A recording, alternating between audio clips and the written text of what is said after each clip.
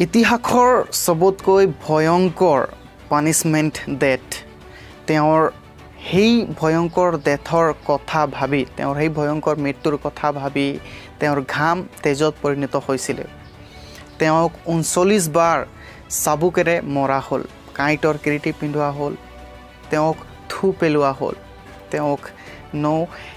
1 পৰা 1.5 কিলোমিটাৰলৈকে 70 to 100 KG ক্ৰুচৰ ভাৰ দি কিনে তেওঁক মাৰি মাৰি লৈ যোৱা হৈছিল আৰু শেষত তেওঁ সকলো মানৱ জাতিৰ পাপ লৈ ক্ৰুচত ওলমি আছে আৰু তেওঁ ক্ৰুচত সেই 7টা বাক্য কৈছিল কিমান ইম্পৰ্টেণ্ট হ'ব পাৰে সেই বাক্যবোৰ আজি প্ৰিয়সকল সেই 7টা বাক্যৰ বিষয়ে আমি ব্ৰিফলি শিকিম আৰু তেওঁ একচুৱেলি কিয় সেই বাক্যবোৰ কৈছিলে অলপ ডিসক্ৰিপশ্যনত আমি শিকিম আৰু কিছুমান ৰহস্যজনক প্ৰশ্ন যেনে 2000 বছৰ পূৰ্বে যীশুখ্ৰীষ্টটো মৰিলে আজি কেনেকৈ আমাৰ পাপ ক্ষমা হ'ব পাৰে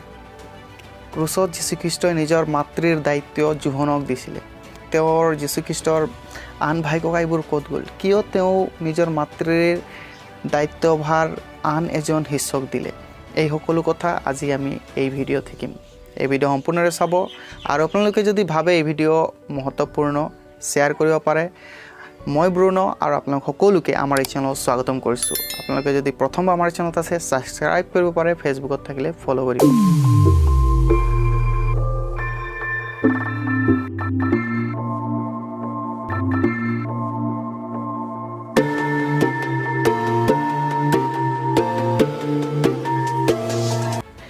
ক্ৰুচত কোৱা প্ৰথম যোনটো বাক্য আমি মথি 27 অধ্যায় 46 পদত পঢ়িবলৈ পাওঁ এই বাক্যত কৈছে আৰু 3 মান বজাত যীশুৱে বৰ মাতেৰে ৰিঙিয়াই ক'লে এলি এলি লামা সবক্তানি অৰ্থাৎ হে মোৰ ঈশ্বৰ কিয় মোক পৰিত্যাগ কৰিলা প্ৰিয়সকল এই যি বাক্য প্ৰথমটো কোৱাৰ কাৰণ হৈছে যে এই বাক্য অলৰেডি প্ৰফেচি কৰা হৈছিলে আমি গীতমালা 22 নম্বৰৰ 1 যোনটো ভাৰ্স 1 পদত পঢ়িবলৈ পাওঁ এই বাক্য অলৰেডি প্ৰফেচি কৰা হৈছিলে সেইটো প্ৰথম কাৰণ হয় যে যীশুখ্ৰীষ্ট এই বাক্য কৈছে তাৰ পাছত এই বাক্য যদি আমি বুজিব বিচাৰো আমাক জানিব লাগিব যে গোটেই জগতৰ পাপৰ ভাৰ গোটেই মানৱ জাতিৰ জগতৰ পাপৰ ভাৰ তেওঁ লৈ ক্ৰুচত এতিয়া মৃত্যুৰ মুখত আছে আৰু তেওঁ ঈশ্বৰৰ ওচৰত কৈছে হে মোৰ ঈশ্বৰ কিয় তুমি মোক পৰিত্যাগ কৰিলা আৰু এইটো প্ৰথমবাৰৰ বাবে তেওঁ ঈশ্বৰৰ পৰা সেপাৰেট অনুভৱ কৰিছে এতিয়া সেই পাপৰ ভাৰৰ পৰা ঈশ্বৰে তেওঁক দেখিব পৰা নাই আৰু যীশুখ্ৰীষ্টই অনুভৱ কৰিছে যে মই ঈশ্বৰৰ পৰা দূৰ হৈছোঁ প্ৰথমবাৰৰ বাবে তেওঁ এই সেপাৰেশ্যন অনুভৱ কৰিছে এতিয়া যি প্ৰশ্ন আহে যীশুখ্ৰীষ্টটো 2000 বছৰ পূৰ্বে মৰিলে এতিয়া মোৰ পাপ কেনেকৈ ক্ষমা হ'ব পাৰে মানুহবিলাকে কয় যীশুখ্ৰীষ্টই আমাৰ পাপ ক্ষমা কৰিলে আমাৰ পাপ ক্ষমা কৰিছে তো প্ৰিয়সকল এতিয়া আমি কেনেকৈ গম পাম যে আমাৰ কাৰণে যীশুখ্ৰীষ্টই মৃত্যুবৰণ কৰিলে আমাৰ পাপৰ কাৰণে এই কথা বুজিবৰ কাৰণে আমাক বুক অফ জেনেচিছ আদি পুস্তকত যাব লাগিব আদম আৰু হাৱাৰ যোগেদি এই জগতত পাপ সোমালে আৰু পাপৰ বেছ যিহেতু মৃত্যু তেওঁবিলাক মৃত্যু হ'ব লাগিছিলে কিন্তু ঈশ্বৰে যিহেতু প্ৰেমী ঈশ্বৰ হয় তেওঁৰ সৃষ্টিক প্ৰেম কৰিলে সেইকাৰণে তেওঁ এটা ছাবষ্টিটিউট তৈয়াৰ কৰিলে যীশুখ্ৰীষ্টৰ ৰূপত এতিয়া যোনটো অৰিজিনেল চিন আদম আৰু হাৱাৰ যোগেদি ক্ৰমান্বয়ে প্ৰত্যেক যিবিলাক মাতৃৰ গৰ্ভৰ পৰা জন্ম হয় তেওঁবিলাকৰ শৰীৰত সেই পাপ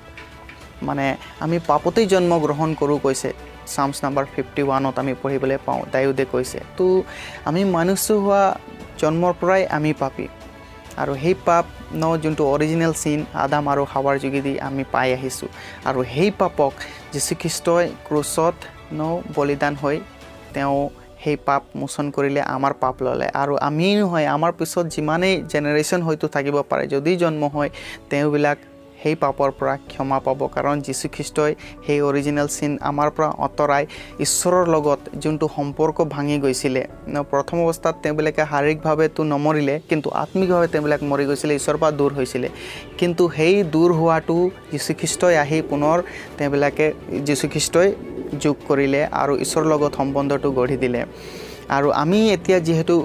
বিভিন্ন সময়ত আমি পাপ কৰি দিওঁ সেই পাপৰ পৰা ক্ষমা পাবৰ কাৰণে আৰু সেই অৰিজিনেল চিনৰ পৰা আদম আৰু হাৱাৰ পৰা যি পাপ আহিছে সেই পাপৰ পৰা ক্ষমা পাবৰ কাৰণে আমি যীশুখ্ৰীষ্টৰ ওচৰত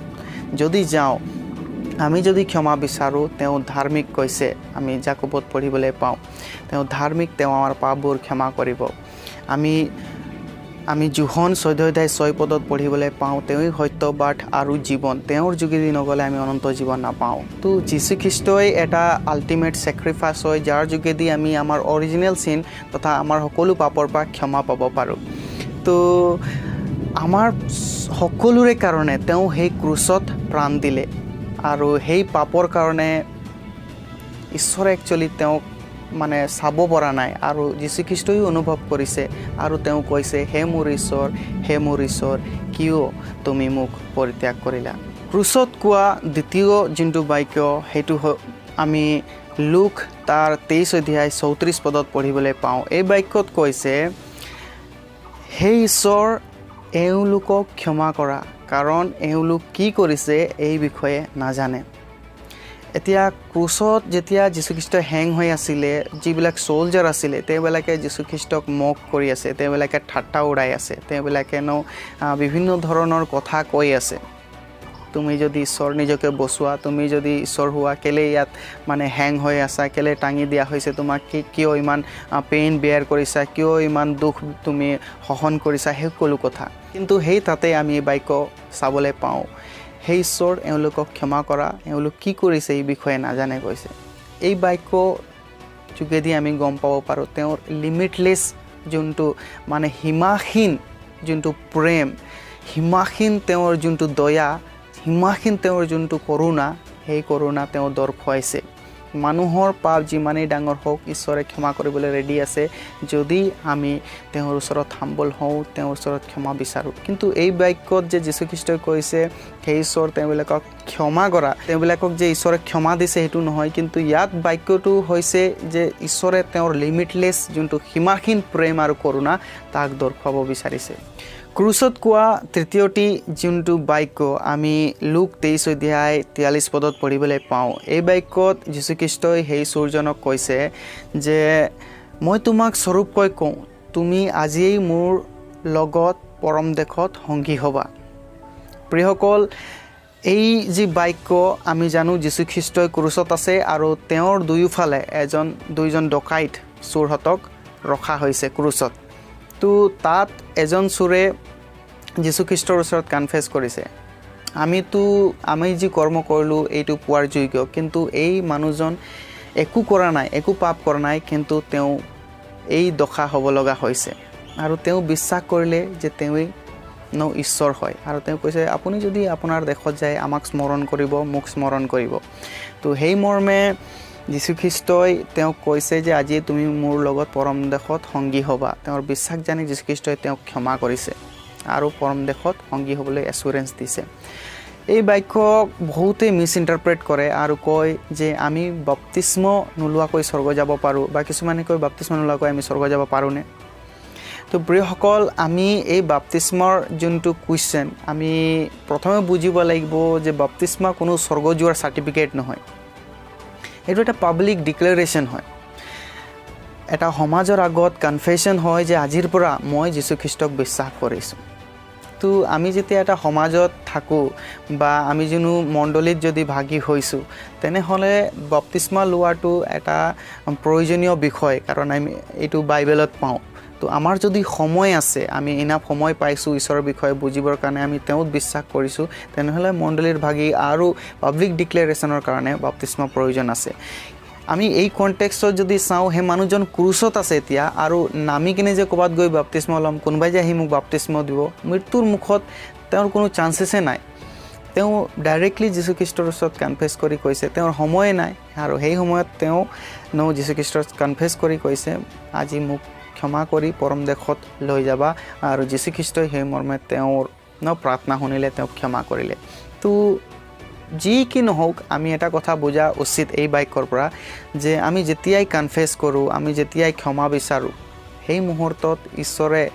আমাৰ প্ৰাৰ্থনা শুনে। যদি আমি হোল হাৰ্টেডলি প্ৰাৰ্থনা কৰিছোঁ, তেনেহ'লে আমি ক্ষমা পাওঁ আৰু ঈশ্বৰে আমাক তেওঁৰ ৰাজ্যৰ ভাগি কৰিব পাৰে। কিন্তু আমাৰ যদি সময় আছে, আমি ভালদৰে বুজিব বিচাৰিছোঁ, সমাজৰ লগত সংগী হ'ব বিচাৰিছোঁ, ডেফিনেটলি আমাক এই সকলো বাপতিস্মৰ প্ৰচেছৰে যাব লাগিব কাৰণ এইটো এটা বিবলিকেলি যোনটো চেৰিমনি হয় ৰখা হৈছে তো তাৰ কোনো কমপ্লিকেশ্যন হ'ব নালাগে কোনো প্ৰশ্ন হ'ব নালাগে কোনো ধৰণৰ তেনেকুৱা সমস্যা হ'ব নালাগে এই সকলো কাৰ্যত আমাৰ মেইন কামটো হৈছে আমি ঈশ্বৰৰ ওপৰত বিশ্বাস কৰা ঈশ্বৰ আমাৰ পাপৰ কাৰণে ঈশ্বৰৰ ওচৰত ক্ষমা বিচৰা আৰু সমাজৰ ভাগিৰ হ'বৰ কাৰণে আমি সকলো প্ৰচেছ দি যাবই লাগে ক্ৰুচত কোৱা যি চতুৰ্থ বাক্য আমি লুক 23:46 পদত পঢ়িবলৈ পাওঁ এই বাক্যত খ্ৰীষ্টই কৈছে হে ঈশ্বৰ তোমাৰ হাতত মোৰ প্ৰাণ অৰ্পণ কৰিছোঁ এতিয়া এই বাক্যৰ যোনটো কনটেক্সট আমি যদি বুজিম ঈশ্বৰে কেনেকৈ নিজৰ প্ৰাণ ঈশ্বৰৰ ওচৰত অৰ্পণ কৰিছে আমি বুজিব লাগিব জেনেচিছৰ পৰা কেনেকৈ ঈশ্বৰে যীশুখ্ৰীষ্টই সকলো জগতৰ পাপৰ ভাৰ লৈ এতিয়া ক্ৰুচত আছে বাইবেল মতে এজন ছাবষ্টিটিউট তৈয়াৰ কৰিছিলে আৰু সেই ছাবষ্টিটিউট আনব্লেমিছ মানে কোনো ধৰণৰ পাপ নথকা পাপ ৰহিত এটা তেজৰ প্ৰয়োজন আছিলে আমি যদি ইব্ৰী 13:14 পদ পঢ়ো আমি গম পাওঁ যীশুখ্ৰীষ্টই আনব্লেমিছ আছিলে কোনো ধৰণৰ পাপ তেওঁ নাছিলে আৰু ইভেন তেওঁৰ যোনটো অৰিজিনেল চিনো আমি দেখা নাপাওঁ কাৰণ তেওঁ মাতৃৰ গৰ্ভৰ পৰা জন্ম মানে ফিজিকেলি ৰিলেশ্যনশ্বিপ হৈ জন্ম হোৱা নাছিলে তেওঁ হলি স্পিৰিট পবিত্ৰ আত্মাৰ দ্বাৰাই জন্মগ্ৰহণ কৰিছিলে সেইকাৰণে তেওঁৰ ভিতৰত অৰিজিনেল চিন আৰু যোনটো জগতৰ চিন যোনটো জগতৰ পাপো নাছিলে কাৰণ বাইবেলে উইটনেছ কৰে যে তেওঁ কোনো পাপ কৰা নাই আৰু যেতিয়া তেওঁ সম্পূৰ্ণ পবিত্ৰতাৰে আনব্লেমিছ হৈ তেওঁ ঈশ্বৰৰ আগত নিজৰ প্ৰাণ অৰ্পণ কৰিছে সেই প্ৰাণ ঈশ্বৰে গ্ৰহণ কৰিছে আৰু ইয়াৰ পৰা আমি বুজিব লাগিব যে যীশুখ্ৰীষ্টই কোনোবাই ফ'ৰ্চ কৰিছে মৃত্যু হ'বৰ কাৰণে শয়তানে তেওঁক কৈছে তুমি মৃত্যু হ'ব লাগিব বা তেওঁ আত্মহত্যা কৰিছে তেনেকুৱা নহয় এইটো এটা উইলিংনেছ ছেক্ৰিফাইচ আছিলে এটা উইলিং মানে নিজৰ স্বইচ্ছাৰে মানৱ জাতিৰ পাপৰ কাৰণে তেওঁ নিজৰ প্ৰাণ দিছে সেই কথা আমি এই বাক্যৰ পৰাই বুজিব পাৰোঁ ক্ৰুচৰ পৰা কোৱা যি 5 নম্বৰ বাক্য আমি যোহন 19:26 আৰু 27 পদত পঢ়িবলৈ পাওঁ এই বাক্যত কৈছে যেতিয়া যীশুৱে তেওঁৰ মাক আৰু যি শিষ্যক তেওঁ প্ৰেম কৰিছিল অৰ্থাৎ যোহন সেই শিষ্য ওচৰত থিয় হৈ থকা দেখিলে তেতিয়া তেওঁ মাকক ক'লে হে নাৰী চোৱা তোমাৰ পুত্ৰ তেতিয়া তেওঁ সেই শিষ্যকো ক'লে চোৱা হৌৱা তোমাৰ মাতৃ সেই সময়ৰে পৰা সেইজন শিষ্যই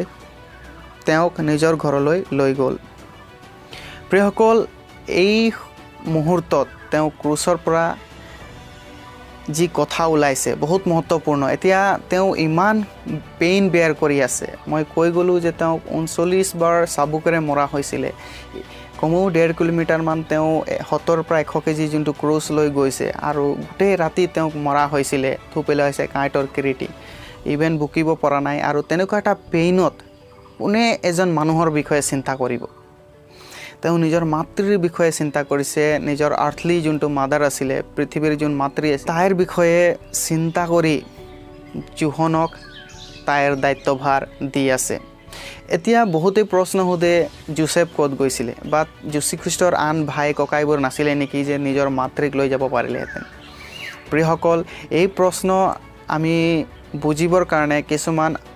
আন কিছুমান কিতাপ পঢ়িব লাগিব এতিয়া যেনেকৈ আমি কিছুমান পৰম্পৰাবোৰ পঢ়োঁ বা যিবিলাক স্কলাৰ আছে তেওঁবিলাকৰ কিতাপ যদি পঢ়োঁ নিউ টেষ্টামেণ্টৰ তেওঁবিলাকে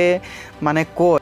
মৰিয়মৰ হাজবেণ্ড যোসেফ সেই সময়লৈকে একচুৱেলি মৃত্যু হৈ গৈছিলে সকলোৱে বিশ্বাস কৰে যে সেই সময়লৈকে যোসেফৰ মৃত্যু হৈ গৈছিলে এতিয়া থাকিলে কথা তেওঁবিলাকৰ যি ভাই ককাই যীশুখ্ৰীষ্টৰ যি ভাই ককাইবোৰ আছিলে জেমছ আৰু কিবা কিবি নামবোৰ আমি বাইবেলত পঢ়িবলৈ পাওঁ কিয় তেওঁলোকক যীশুখ্ৰীষ্টই নিজৰ দায়িত্বভাৰ নিদিলে এতিয়া জিউছ ট্ৰেডিশ্যন মতে যদি হাজবেণ্ড মৃত্যু হৈ যায় যদি স্বামীৰ মৃত্যু হৈ যায় যি প্ৰথম পুত্ৰ জ্যেষ্ঠ পুত্ৰজন মাতৃৰ দায়িত্বভাৰ ল'বলগীয়া হৈছিলে আৰু গোটেই পৰিয়ালৰ তো এতিয়া যীশুখ্ৰীষ্টই প্ৰথম পুত্ৰ হিচাপে মাতৃৰ দায়িত্বভাৰ ল'ব লাগিছিলে কিন্তু এতিয়া তেওঁ নিজে ক্ৰুচত আছে কেনেকৈ দায়িত্বভাৰ ল'ব তো দায়িত্বভাৰ বেলেগ ভাইবিলাকক দিব লাগিছিলে কিন্তু আমি বাইবেলত পঢ়িবলৈ পাওঁ তেওঁৰ ভায়েক ককাইহঁতে সেই সময়লৈকে যীশুখ্ৰীষ্টত বিশ্বাস কৰা নাছিলে তেওঁবিলাকে বিশ্বাসত নাছিলে সেইকাৰণে যীশুখ্ৰীষ্টই তেওঁৰ ভায়েক ককাইবিলাকক মাতৃৰ দায়িত্বভাৰ দিয়া নাই যেহেতু যোহন তেওঁ প্ৰিয় শিষ্য আছিলে আৰু এজন দায়িত্বশীল ব্যক্তি আছিলে সেইকাৰণে যীশুখ্ৰীষ্টৰ মাতৃৰ যিজনী আমি জানো মৰিয়ম বুলি মৰিয়মৰ দায়িত্বভাৰ যোহনক দিছে আৰু সেই সময়ৰ পৰা যোহনে তাইক নিজৰ লগত ঘৰলৈ লৈ গৈছিলে ক্ৰুচৰ পৰা কোৱা ষষ্ঠটিত বাক্য আমি জোহন তাৰ 19 অধ্যায় 28 পদত পঢ়িবলৈ পাওঁ ইয়াত কৈছে মুখ পিয়া লাগিছে এতিয়া এই যি বাক্য একচুৱেলি ফুলফিলমেণ্ট অফ প্ৰফেচি আছিলে মানে পুৰণি নিয়মত যি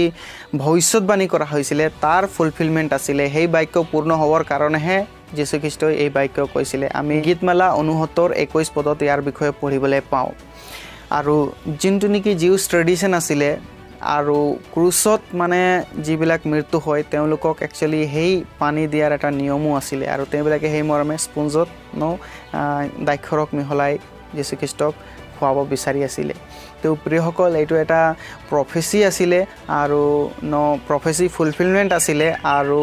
এই এটা ট্ৰেডিশ্যনৰো কথা এই বাক্যত সোমাই আছে ক্ৰুচৰ পৰা কোৱা যি সপ্তমটি বাক্য আমি জোহন তাৰ 19 অধ্যায় 30 পদত পঢ়িবলৈ পাওঁ এই বাক্যত কৈছে যীশুখ্ৰীষ্টই ক্ৰুচৰ পৰা সকলো সিদ্ধ হ'ল ইট ইজ ফিনিছড এটা কি ফিনিছৰ কথা কৈ আছিলে বহুত সহজ সৰলকৈ আমি বুজিব পাৰোঁ যীশুখ্ৰীষ্টক যি দায়িত্বভাৰ দিয়া হৈছিলে তেওঁ পৃথিৱীত 33 years and half থাকি পৃথিৱীত তেওঁ সকলো প্ৰকাৰৰ মানুহে যি এক্সপিৰিয়েঞ্চ কৰিব লাগে সকলো এক্সপিৰিয়েঞ্চ কৰি কিনে ঈশ্বৰৰ পৰা যি দায়িত্ব পাইছিলে সেই দায়িত্ব তেওঁ সম্পূৰ্ণ সিদ্ধ কৰিলে গোটেই মানৱ জাতিক উদ্ধাৰ কৰিবলৈ তেওঁ সক্ষম হ'ল আৰু শয়তানক তেওঁ হৰুৱাবলৈ সক্ষম হ'ল আৰু তেওঁক যি দায়িত্বভাৰ দিয়া হৈছিলে কমপ্লিটলি তেওঁ শেষ কৰিব পাৰিলে আৰু শেষত তেওঁ নিজৰ প্ৰাণ ঈশ্বৰৰ হাতত সমৰ্পণ কৰিছে আৰু তেওঁ কৈছে সকলো সিদ্ধ হ'ল আৰু তেওঁ নিজৰ প্ৰাণ দিলে তো প্ৰিয়সকল ক্ৰুচৰ পৰা কোৱা এই 7টি বাক্য বহুত ইম্পৰ্টেণ্ট আছে ইভেন আমাৰ জীৱনৰ কাৰণে আমি যদি ঈশ্বৰক যদি সম্পূৰ্ণৰূপে বুজিব বিচাৰোঁ আৰু ঈশ্বৰৰ কথাবোৰ যদি বুজিব বিচাৰোঁ ঈশ্বৰৰ প্ৰেমক যদি বুজিব বিচাৰোঁ তেনেহ'লে আমাক সেই ক্ৰুচতেই চাব লাগিব মই বিশ্বাস কৰিছোঁ এই বাক্যৰ দ্বাৰা আপোনালোকে আশীৰ্বাদ প্ৰাপ্ত হৈছে ঈশ্বৰে সকলোকে আশীৰ্বাদ কৰক প্ৰেইজ দ্য লৰ্ড